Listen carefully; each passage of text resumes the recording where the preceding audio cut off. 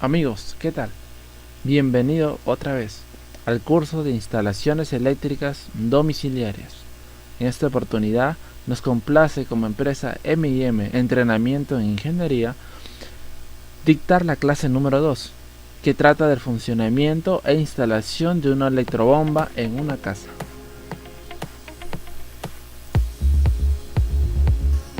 El temario para esta oportunidad será una breve introducción, la interpretación del circuito de control y fuerza, los equipos y materiales a utilizar y las condiciones para que se dé el funcionamiento, más unas anotaciones.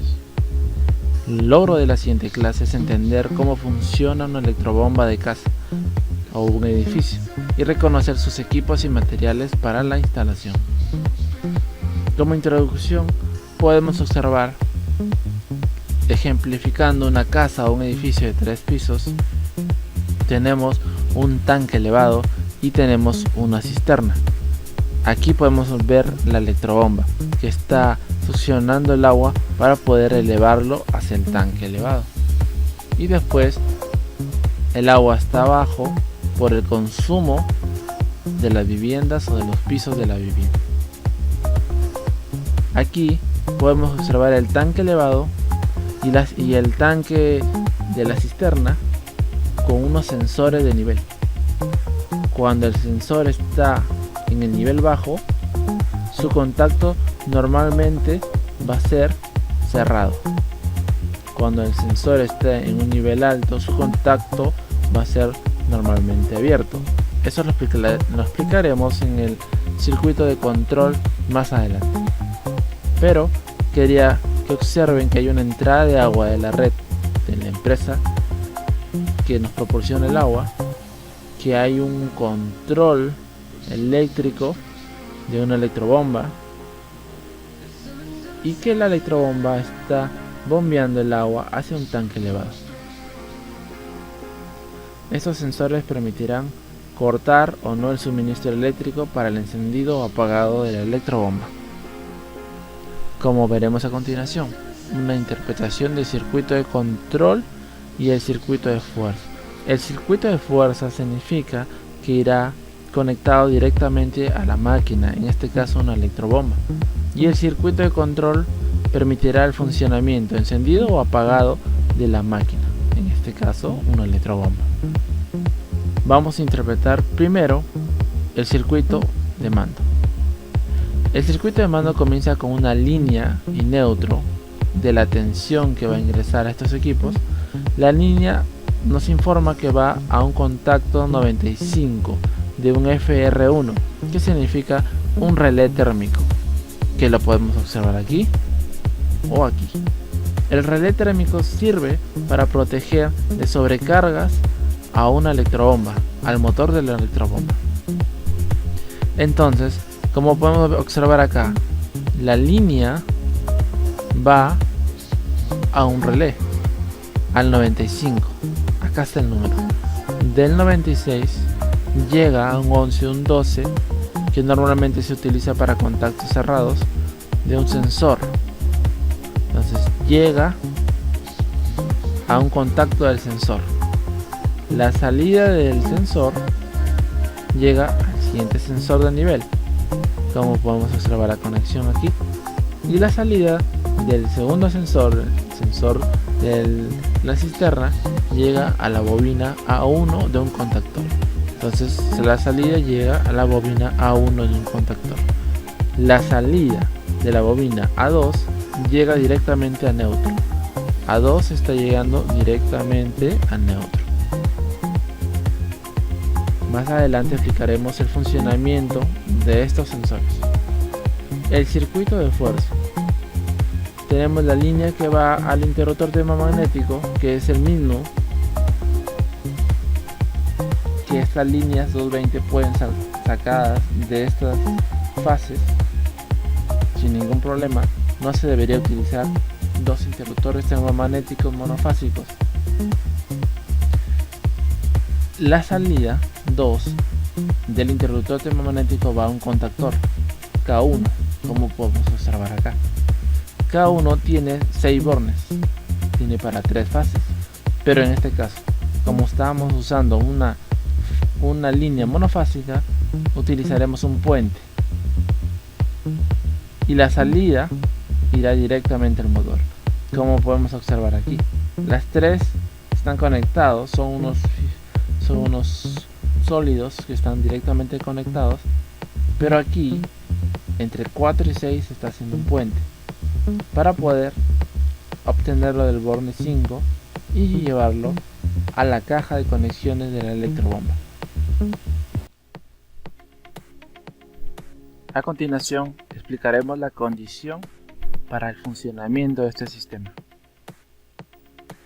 Aquí tenemos de nuevo el tanque elevado y la cisterna con sus respectivos sensores, los cuales serán representados por este sensor alto para el tanque elevado y el sensor bajo para la cisterna. Podemos ver el circuito de control o mando y el circuito de fuerza. Este color representa que el motor de la electrobomba está encendido. El color blanco significa que aún no está encendido. La pregunta sería, ¿por qué aún no enciende en este caso el motor de la electrobomba, a pesar de haber cerrado su interruptor termomagnético? Si se observan, la energía llega hasta aquí, mas no está pasando por el contactor. Lo que tenemos que hacer es activar el contactor. ¿Pero por qué no está activado?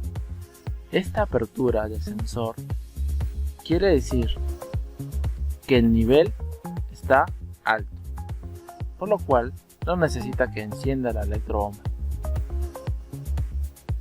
Este sensor está cerrado, lo que quiere decir que el nivel también está alto, o sea, sí está cumpliendo con la condición y que sí podría llevar agua hacia un tanque elevado, pero como el tanque elevado no lo necesita, no enciende la electrobomba.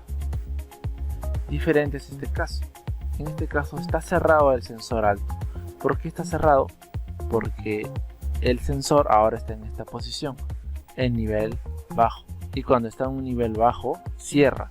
¿Para qué? Para mandar una señal a la electrobomba, el cual hará que bombee el agua hacia un tanque elevado. Por eso es que la línea energizada llega hasta un contactor, hacia la bobina del contactor, el cual, encendiendo, cerrando contactos, hace que esta línea llegue a pasar hacia el motor de la electrobomba. ¿Por qué en esta condición se vuelve a apagar? Porque a pesar de que el sensor alto, que es del tanque elevado, está cerrado, quiere decir que está en esta posición solicitando agua. ¿Por qué no enciende la electrobomba? Es porque el sensor de la cisterna está abierto. ¿Y por qué está abierto? Porque su nivel está bajo, es decir, no hay la suficiente agua para que pueda encender la electrobomba. ¿Y por qué se da esta protección? Porque la electrobomba no debería encender cuando no hay suficiente agua, ya que puede pasar el riesgo de succionar aire, y la compresión ya no sería en el agua, sino la compresión de aire, convirtiéndolo en una máquina como compresor, el cual no está diseñada para esa función. Es por eso la importancia de utilizar los dos sensores para una instalación en un domicilio, el cual tiene un control automático.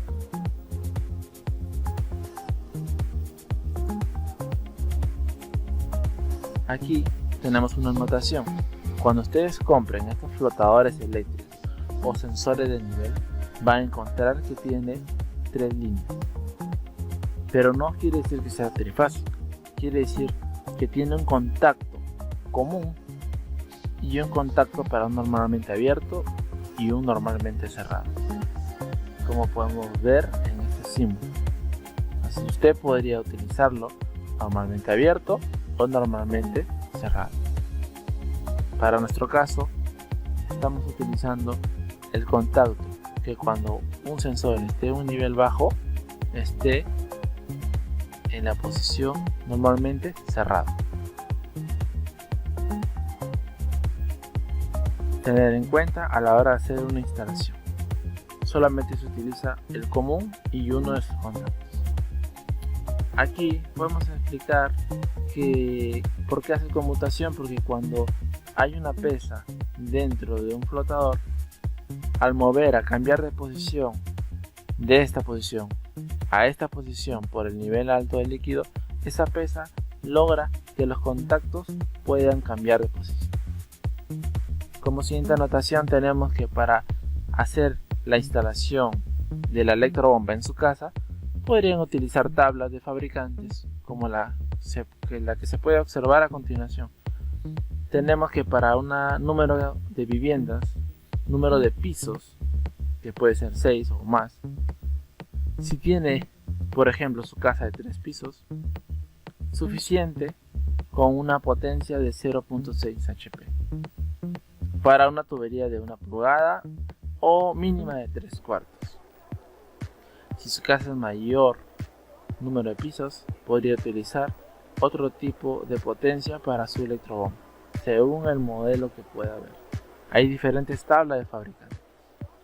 Entonces ahora ya conoce cómo hacer una conexión, ya sabe qué materiales utilizar, ya sabe cómo seleccionar una electrobomba y no olvidarse de sus componentes: sensores de nivel de agua, contactor, relé térmico y un interruptor termomagnético.